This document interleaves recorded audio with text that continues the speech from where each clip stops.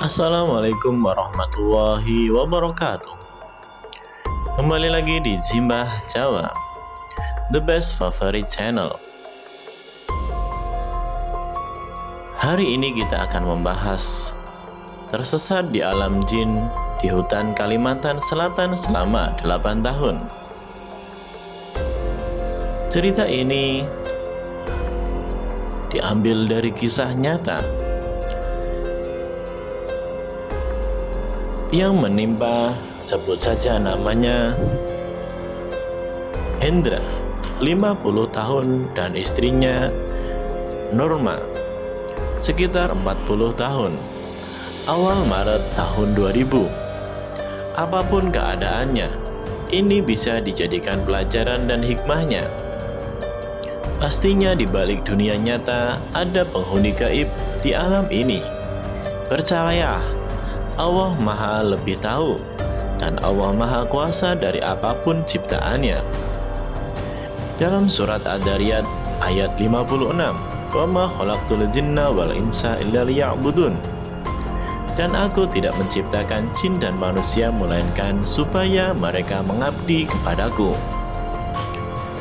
Di pedalaman Kalimantan yang sangat angker, di antara pulau-pulau lain di Indonesia, keangkerannya sudah menjadi rahasia umum, khususnya di kalangan pekerja proyek jalur lintas Kalimantan Selatan maupun para transmigran.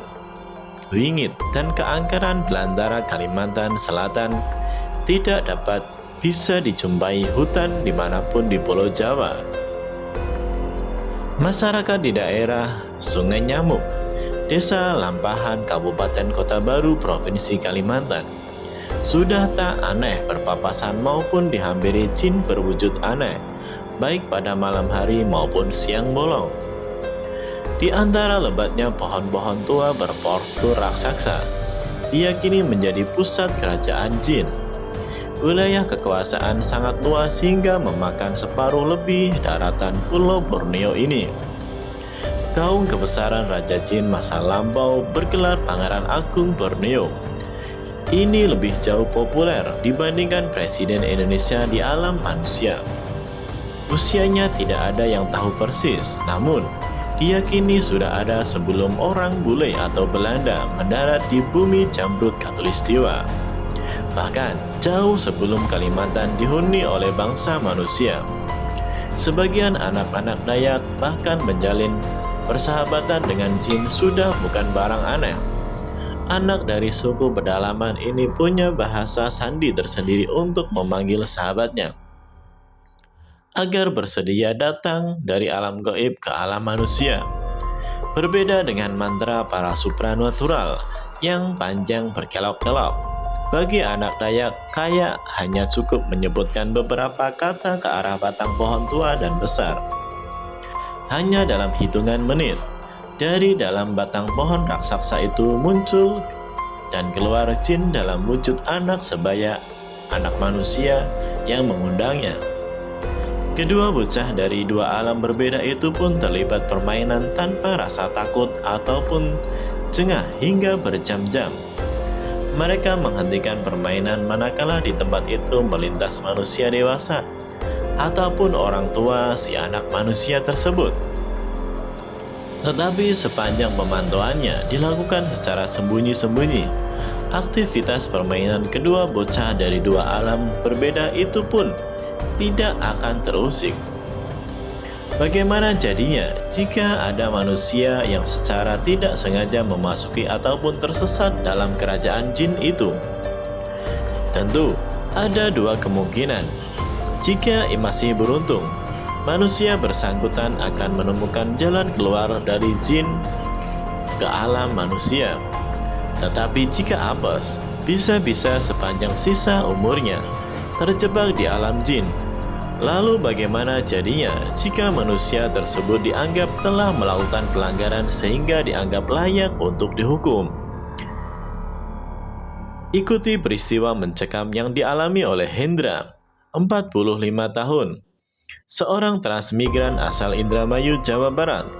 Ia mengadu nasib daerah Sungai Nyamuk, Desa Lambahan, Kabupaten Kota Baru, Provinsi Kalimantan Selatan. Kang Hendra, biasa disapa, diadili di hadapan hakim wilayah Kerajaan Pangeran Agung Borneo. Mampukah dia selamat dari vonis hakim pengadilan bangsa jin dan menemukan jalan keluar ke alam manusia? Ikuti kisah selengkapnya. Kang Hendra terlahir dari keluarga buruh nelayan desa Ujung Gebang, Kecamatan Sukro, Kabupaten Indramayu, Jawa Barat. Sejak kanak-kanak, dia sudah akrab dengan pekerjaan sebagai nelayan. Tapi ganasnya gelombang pantai utara secara tragis melahap nyaris 2/3 daratan Ujung Gebang. Rumah Kang Hendra termasuk menjadi korban ganasnya gelombang Laut Jawa Pantura.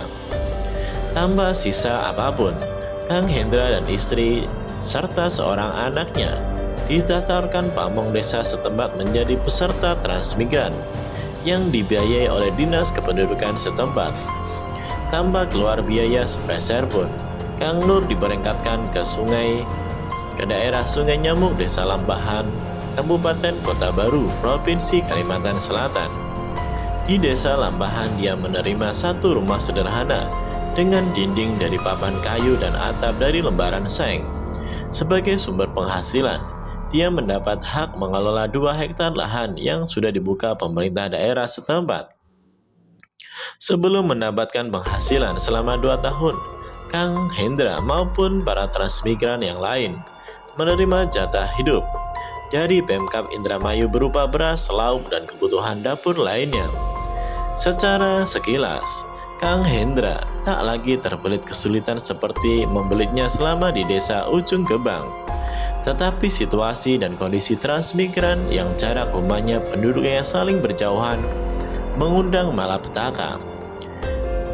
Suatu siang di awal Maret tahun 2000, Kang Hendra uring-uringan. Pasalnya biasanya pada jam-jam itu, Norma 40 tahun sudah datang ke ladang mengantar makan pagi. Entah kenapa hampir setengah hari istrinya itu belum juga datang. Sambil menahan dongkol disertai deraan lapar yang melilit, Kang Hendra meninggalkan ladangnya. Masuknya hendak mendabrak sang istri yang telat mengantarkan makanan pagi. 1 jam perjalanan membelah perkebunan, Kang Hendra tiba juga di rumah sederhananya itu. Rumahnya terlihat sepi. Dia sengaja muncul dari pintu dapur. Keheningan rumah memancing kecurigaan. Laki-laki berpostur kurus itu pun beranjak meninggalkan dapur menuju ruang tengah. Saat melintas di depan pintu kamar tidur, detak jantung Kang Hendra nyaris terhenti. Saat jelas dia menyaksikan tubuh polos istrinya terkapar di lantai dengan alaskan kain pakaiannya sendiri. Kang Hendra langsung menubruk seraya menanyakan peristiwa yang dialami. Terbata-bata Norma menjelaskan kalau dirinya selama 2 jam lebih jadi bulan-bulanan aksi pemerkosaan 5 orang pria tak dikenal. Setelah menjelaskan, wanita beranak 1 itu pun langsung pingsan dalam pelukan suaminya. Kang Hendra murka, tapi karena yakin kelima pria pemerkosa istrinya itu kelompok penjahat yang biasa bersembunyi dari kejaran polisi di dalam hutan, Kang Hendra tidak bernyali untuk melakukan pengejaran. Dia sadar pengejarannya bukan saja sia-sia, bahkan akan mengundang bahaya besar terhadap dirinya. Apa jadinya jika dirinya tewas dibantai kelompok penjahat itu? Bagaimana nasib istri dan anaknya? Atas pertimbangan itulah aib yang dialami istrinya itu hanya dicatat dalam batinnya sendiri. Tetapi tiap kali membayangkan tubuh istrinya adalah santapan 5 pria bejat, amarahnya langsung naik ke kepala. Pada puncaknya kejiwaan Kang Hendra mulai terguncang. Selang 1 bulan setelah peristiwa itu, Kang Hendra meninggalkan rumahnya menuju ladang. Anehnya, lajur ladang seluas 2 hektar itu dia tinggalkan, dan makin lama langkahnya makin jauh meninggalkan daerah Sungai Nyamuk, di mana lokasi tersebut sudah dibuka pemerintah setempat buat aktivitas para transmigran. Beberapa jam berikutnya, langkah Kang Hendra memasuki belukar setinggi paha dengan pepohonan raksasa sangat rapat di sekelilingnya. Kini Kang Hendra sudah melangkah memasuki belantara hutan Kalimantan yang tersohor itu. Goresan duri pada betis dan paha sedikit pun tidak rasakan. Bahkan darah yang mulai memenuhi telapak kakinya akibat goresan duri dia abaikan. Seharian penuh tanpa henti dia melangkah menerobos rapatnya berukar. Dia menghentikan langkahnya saat tenaganya sudah terkuras habis disertai perutnya sudah kandas. Dia duduk di bawah pohon ukuran sedang di samping pohon berpostur raksasa menjulang tinggi.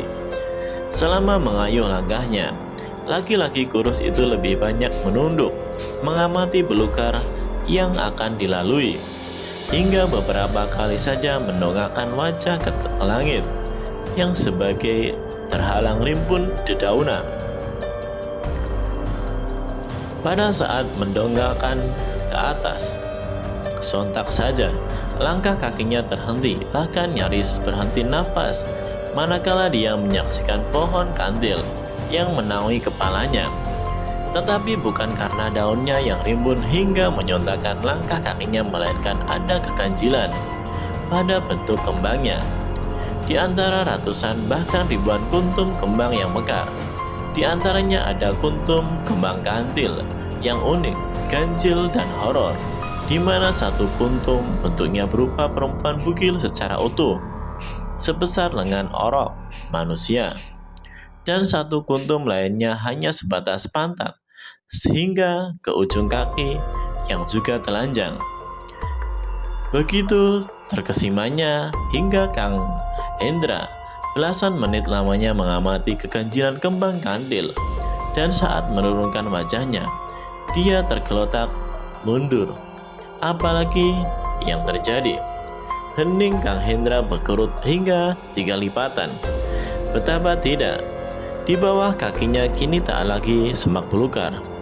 Ditoreh ke penjuru angin tak ada lagi batang-batang pohon besar sebesar gajah itu. Kemudian lenyap secara misterius sehingga hanya pohon kantil yang masih bertahan di atas posisinya. Tanah yang dia injak terasa empuk, agak berpasir. Sekali lagi, diamati jarak kejauhan sana. Sejauh mata memandang hanya ada gurun pasir sangat senyap. Di langit tak tampak bola matahari, hingga situasinya cukup tentram. Begitu juga pandangan diedarkan ke belakang tubuhnya. Sejauh mata memandang, hanya ada gunung pasir dengan lembahnya yang landai di antara bukit-bukit gundul. Keputusan pun sangat sulit untuk diambil. Apakah melangkah kembali ke belakang atau melanjutkan ke depan menuju daerah yang sama-sama asing bagi Kang Hendra? Tetapi apapun yang terjadi, laki-laki di ambang putus asa itu memutuskan tetap melanjutkan langkah meninggalkan pohon kandil yang misterius itu. Tak kenal lelah dan haus, langkah kaki Kang Hendra terus terayun tanpa arah hingga satu lembah sudah dilalui dan kini bergerak mendaki bukit gundul setinggi ratusan meter. Pada puncak bukit, Kang Hendra menghentikan langkah menatap lembah di depannya. Kali ini perasaannya yang semula kalut berubah agak girang. Di lembah sana terlihat kesibukan manusia menyerupai kota kecil. Tidak menunggu lama, bukit gundul ditinggalkan dan tergesa-gesa menghampiri keramaian penduduk. Perjalanan menyusuri lembah memancing datangnya rasa lapar. Diraba saku celana panjangnya, tak selembar pun dia bawa uang. Lalu pakai apa beli makanan di sana? Dalam kondisi panik, langkah Kang Nur sudah memasuki hilir mudik orang. Astagfirullah, di manakah aku sekarang? Makhluk macam apa mereka? Ucap Kang Hendra membatin. Dalam jumlah yang banyak, yang berada di sekelilingnya terkesan cuek, ataukah mereka tak melihat keberadaannya? Tetapi yang membuat Kang Hendra takjub, bentuk mereka kurang lazim. Dalam arti bentuknya tidak proporsional. Ada orang yang kurus tetapi perutnya besar, pendaringan tempat penyimpanan beras. Ada yang kurus, kepalanya besar menyerupai balon. Ada juga yang sebaliknya, badannya gemuk luar biasa, tapi kepalanya hanya sebesar butiran kelapa gading. Mereka mondar-mandir dengan berbagai aktivitas masing-masing. Sekian lama tercenang, tak sadar lapar pun mendera perutnya. Akibat lapar, jari jemari tangan mulai gemetar. Pada puncak rasa lapar, ekor mata Kang Nur membentur bongkahan roti di atas gerobak yang ditarik laki-laki berbadan besar dengan kepala mungil. Saat gerobak tepat melintas di sisinya, satu bongkah roti disambar secepat kilat. Baru saja menyembunyikan bongkahan roti sebesar bata merah itu di balik baju, gerobak langsung terhenti. Laki-laki besar itu menghampiri seraya membentak dengan kasar sambil menggeledah baju hingga ditemukan bongkahan roti. Dengan barang bukti di tangannya, laki-laki itu teriak maling, maling, hingga puluhan laki-laki berbagai bentuk mengepung dan meringkus Kang Hendra. Tak beberapa lama, 3 laki-laki berjubah mengendarai kuda putih muncul dari kejauhan. Kedatangan ketiga laki-laki berparlente itu, orang-orang meringkus Kang Hendra langsung menjelaskan kasus pencurian yang dilakukan oleh Kang Hendra. Ternyata 3 laki-laki berkuda itu adalah hakim wilayah. 3 laki-laki itu berdiri berhimpit-himpitan menghadap Kang Hendra. Laki-laki yang berdiri di tengah mengeluarkan buku tebal lalu membacakan pasal-pasal yang kurang dipahami oleh Kang Hendra. Selesai membaca pasal-pasal dari buku tebal, hakim ketua itu pun menjatuhkan vonis potong tangan kanan atas perintah hakim. Kang Hendra diarak menuju gedung kokoh yang tak lain adalah gedung penjara. Kang Hendra didorong ke dalam ruangan penuh.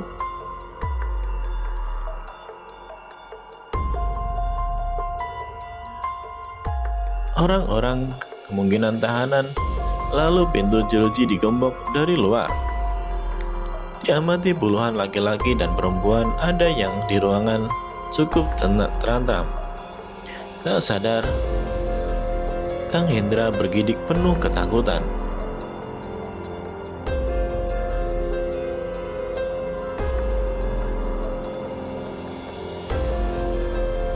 Pasalnya, anggota badan orang-orang penghuni ruang itu tidak utuh lagi.